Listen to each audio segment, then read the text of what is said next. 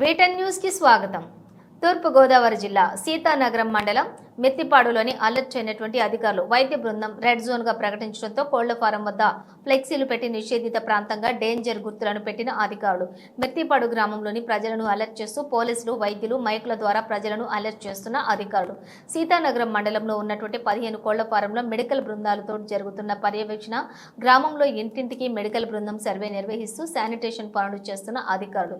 ఇదే క్రమంలో ఇప్పటికే పలు కోళ్లను సైతం తరలించేసినట్లుగా కొంతమంది కోళ్ల ఫారం యజమానులు మెత్తిపాడు గ్రామంలో ఇప్పటికే 144, 144 కూడా ఆ సెక్షన్ కూడా అమలులో ఉండటంతో గ్రామాల్లోని పికెట్ నిర్వహిస్తున్నటువంటి పోలీసులు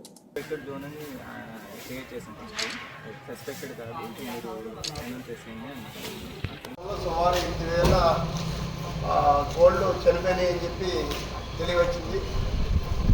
బర్డ్స్ అని ఇన్ఫ్లుయెంజా అనే వ్యాధి సోకడం వల్ల చనిపోయిందని చెప్పి అఫీషియల్స్ అంతా కూడా ఒక కంప్యూటర్కి రావడం జరిగింది. శాంపిల్స్ కలెక్ట్ చేశారు, కాకినాడ పంపడం జరిగింది.